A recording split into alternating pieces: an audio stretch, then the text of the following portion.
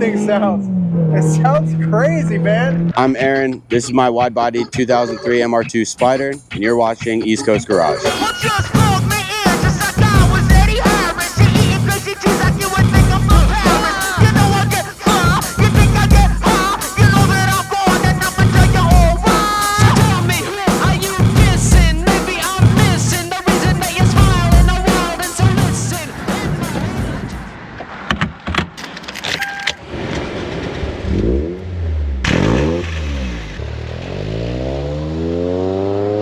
Yeah, I've had this car since 2016. There's a big car expo. You know, a bunch of people got together selling cars, whatever. And it was like Challengers, Camaros, a whole bunch of just like super, I don't know, plain Jane, to me anyway, plain Jane cars. And then there was this little green thing at the end. I was like, what's poking out over there? And I walked all the way down, and there's Toyota MR2 Spider. Kind of reminded me of a car that my dad's friend had. He had an AW11 that was like a super bright white, metallic white color. And he used to come over when I was a kid. I always thought MR2s were super cool. This one, not so much, but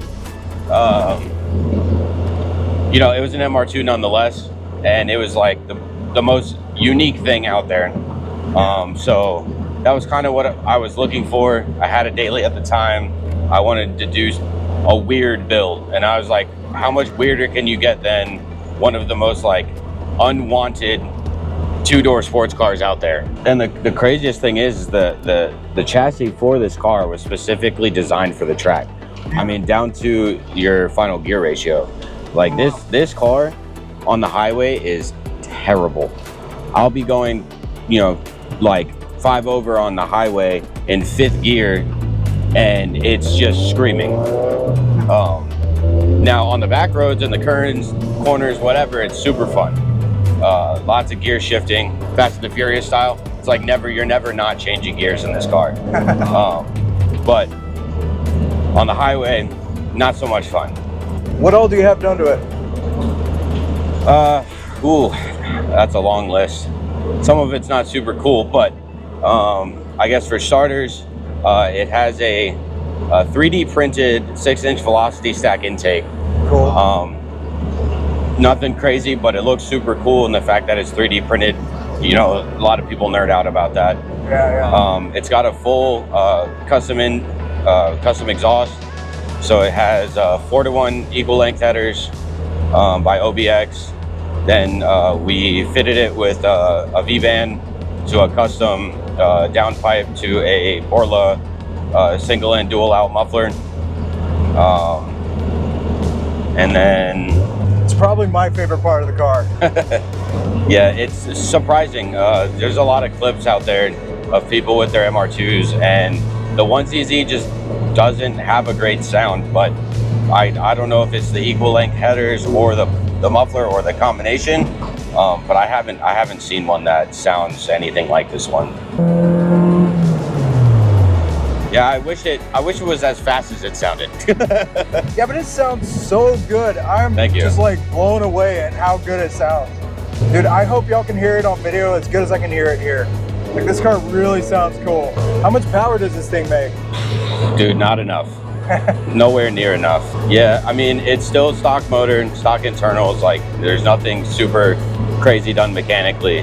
But I didn't want to dump a bunch of money into the 1ZZ. I know there's a bunch of purists out there who are going to hate me for this, but it's not worth, the 1ZZ is not worth it, like money to power ratio.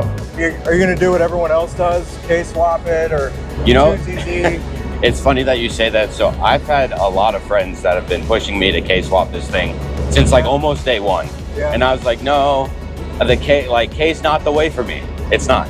Okay. I respect that. I like the K. I like both K24s, K20s. Like, I have bad respect for them. Yep. But with the MR2s, like, as far as swaps go, everyone does it. Yeah. Right. Yeah. And the Toyota kind of purist in me wanted originally to do a 1UZ V6 swap. Yeah. And that just sourcing a lower mileage 1UZ that isn't just you know, ran through and or high mileage or finding performance parts for it is like damn near impossible. Yeah. And then I was on the MR2 Spider page on Facebook one day, and this guy named Brian posted something, and he's like, hey guys, I'm Brian, I'm from Florida, blah, blah, blah. Meet my MR2 Spider J32 swap from an Acura TL Type S. And I was like, ooh, that checks 2 marks. 1, it's a V6. Yeah. And 2, there's an aftermarket for it. For sure, yeah. And those things run great, especially in something light like this. It'd be crazy. It'd be, you could call it the poor man's NSX. It's actually, that's actually my plan, was to do a, once I do the swap, to get a license plate that says poor NSX on it. That'd be awesome. But yeah, the 3.2 liter J32 with a J35 intake manifold because of clearance. But it fits barely, but you can get it in there. And you know, he's got 2 of them actually, which blows my mind. He's got one that's all motored, and then he's got a boosted one. And I couldn't tell you the specs on the turbo, but it's pretty hefty. Yeah. And his base tune, not his kill tune, base tune, makes like over 400 wheel. It's nasty, which is more than enough for a 2,000-pound car. Yeah. Would you ever consider selling this car? You know, the longer I have it, I feel like the less likely I am to sell it, just because I keep investing in it. Right. Time, money, blood, sweat, tears, the whole 9. Yeah.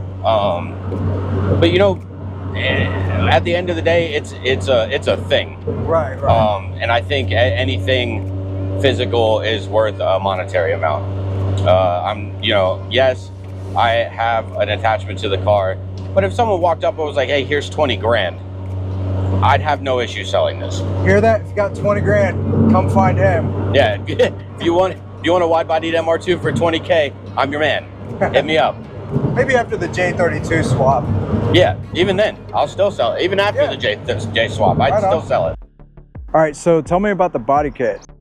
So the body kit, it's a over fender style wide body kit. Includes the bumper, the fender flares, the side skirts, and then there's also a rear valence. I don't have it right now because I don't have a back bumper. I like the raw look of the back side of the car, especially with it wide.